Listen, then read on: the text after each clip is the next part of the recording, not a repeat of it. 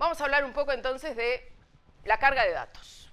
¿Qué pasa si yo necesito, que de hecho necesitamos, crear procesos o de alguna forma obtener la carga de datos, de ciertos datos automáticamente?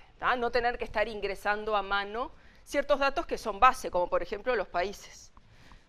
Esa información que no va a cambiar, suponemos, con el tiempo, nosotros podríamos crear un proceso que automáticamente se carguen una sola vez y queden, y que se puedan actualizar, ¿no? Pero que se carguen automáticamente.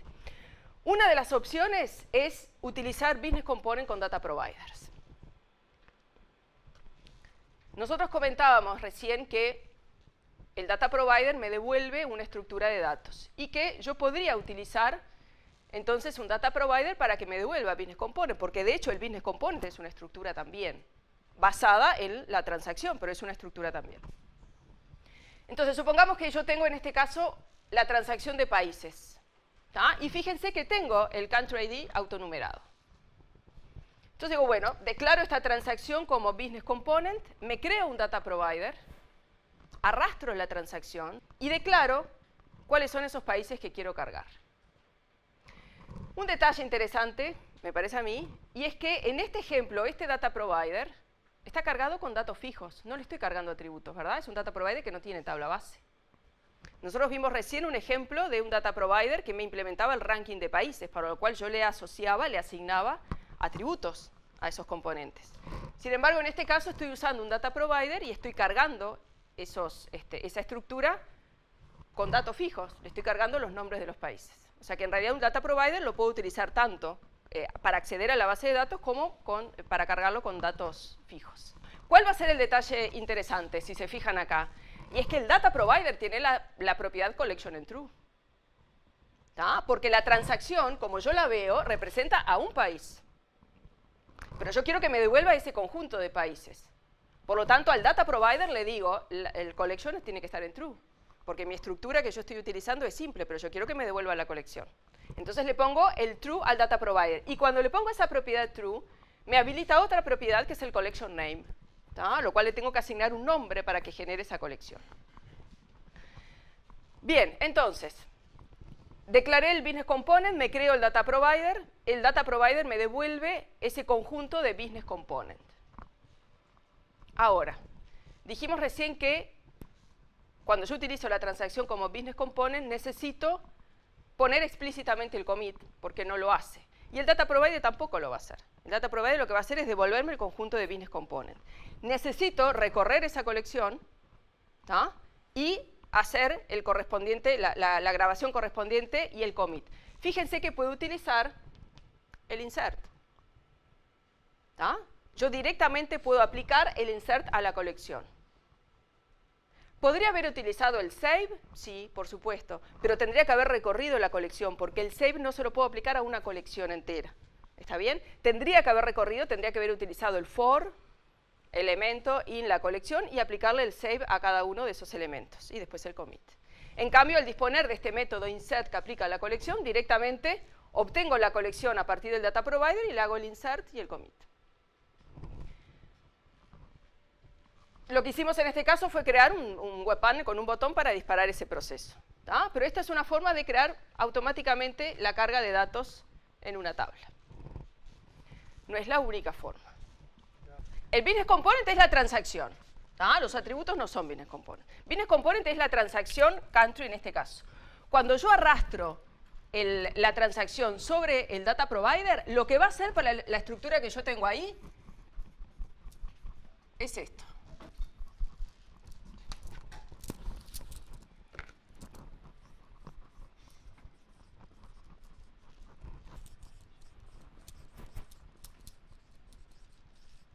Esto es lo que va a poner el Data Provider cuando yo arrastre esa transacción. Sin nada acá, ¿por qué? Porque está esperando que yo le asigne con qué valor voy a cargar esta estructura. ¿Qué pasa con el ID? Como el ID yo ahí lo tengo declarado como autonumerado, no lo voy a poner. No necesito ponerlo, porque ese identificador autonumerado lo va a manejar GeneXus internamente. ¿Está bien? Por más que yo le ponga un valor, lo va a ignorar, va a seguir el número correlativo que corresponda. Entonces esto no lo pongo. Ahora, mi proceso, lo que yo estoy intentando es dar de alta 3 países. Por lo tanto, lo que hago acá es asignar con qué valor voy a cargar esto. Entonces, por ejemplo, Uruguay. Pero yo quiero que el data provider me devuelva Uruguay, Brasil y Argentina. Entonces vuelvo a copiar este grupo. Necesito declarar otro grupo para representar a otro país. Y así el data provider me devuelve la colección. El dato que yo le pongo acá, en este caso es un dato fijo. En el ejemplo que vimos antes era un atributo. Por lo tanto, el data provider yo lo voy a poder utilizar tanto para acceder a la base como para cargarlo con datos fijos. ¿Se entiende? Bien. Entonces, me devuelve el conjunto de business component. ¿Por qué me devuelve el conjunto de business component? Porque la propiedad output quedó asociada a la transacción country, que fue declarada como business component. Por lo tanto, me va a devolver ese conjunto de business component. Lo que yo tengo que hacer después es el insert correspondiente y el commit. O sea, a ver, yo acá estoy pasando, estoy yendo a lo principal, ¿no? Dijimos que el business component no me muestra, no me va a devolver errores. O sea, no me va a decir qué pasó. En el caso de que haya un error, supongamos que estoy haciendo, no sé, quiero hacer un insert o una modificación, se dispara una regla error o un índice o lo que sea. El business component no va a grabar ese registro, pero tampoco me va a decir qué pasó. Entonces, si yo quiero saber qué es lo que pasó, voy a tener que o recorrer la colección de errores que se dispararon o preguntar directamente si falló o no falló.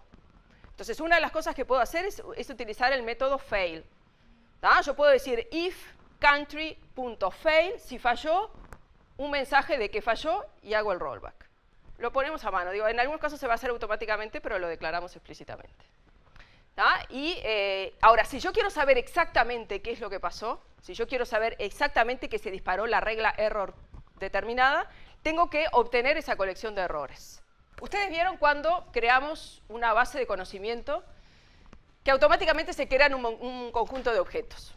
¿Se fijaron en eso? Bueno, dentro de esos objetos que se crean hay un SDT que se llama messages. No sé si lo vieron. Ese SDT tiene una estructura que representa una colección de mensajes, donde cada mensaje se compone de un identificador, un tipo y una descripción. Esa estructura, que no la hacemos nosotros, que la crea GeneXus automáticamente al crear una base de conocimiento, tiene la finalidad de recibir los mensajes que se disparan en un business component. Cuando yo hago un save, por ejemplo, o el insert, yo puedo obtener los mensajes de error que se dispararon. Y voy a tener guardado en esa estructura tanto las reglas error que yo haya podido definir, los mensajes, los controles de integridad, índices de unique, etc. Todos los errores que dispara GeneXus, más los que yo pueda haber declarado, van a quedar guardados en esa estructura. Por lo tanto, yo voy a poder definirme variables basadas en el tipo de datos de esa estructura y recorrer la colección. Por ejemplo, supongamos que tengo una variable basada en country, que es una transacción declarada como business component. Supongamos que declaro country name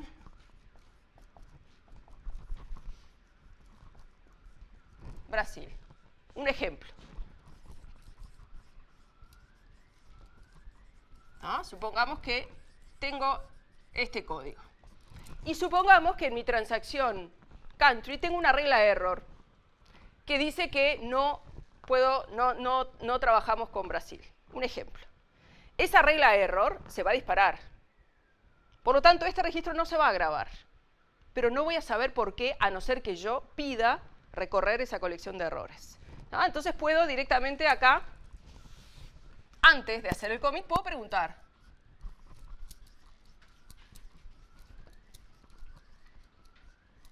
Si falló, hago lo que tengo que hacer, porque capaz que quiero hacer otra cosa.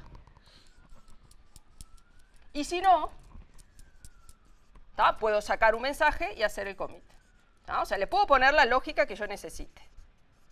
Ahora, si yo quiero saber exactamente qué fue lo que pasó, yo quiero que exactamente me diga que se disparó esa regla error que dice que no se trabaja con Brasil, entonces voy a recurrir a esa estructura, le voy a decir que quiero obtener esa colección de mensajes y recorrerla. Por lo tanto, lo que voy a hacer es declararme una variable basada en esa estructura que les digo, y decirle que obtenga esos mensajes. Aplico el método getMessages al business component y GeneXus me va a guardar en esta variable toda la colección de mensajes que se dispararon. ¿Cómo recorro esta colección? Con la estructura for_in que vimos recién. For item in collection, por lo tanto me voy a tener que definir una variable basada en el tipo de datos del elemento del messages, ¿tá? Que será una variable, supongamos, oneMessage.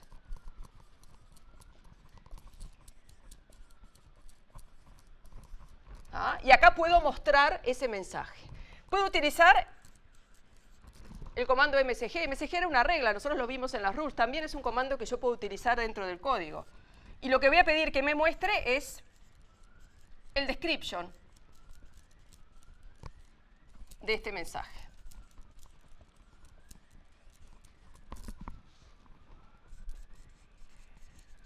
Y acá era el commit, etc. De esa forma yo voy a estar obteniendo exactamente todos los mensajes que se dispararon. Recorro la colección de mensajes, como vimos, y muestro la descripción. ¿Por qué muestro el description? Porque el ID y el tipo es un número, no me va a decir nada. Lo que necesito es que me diga el texto de mi regla error o de lo que sea que se haya disparado.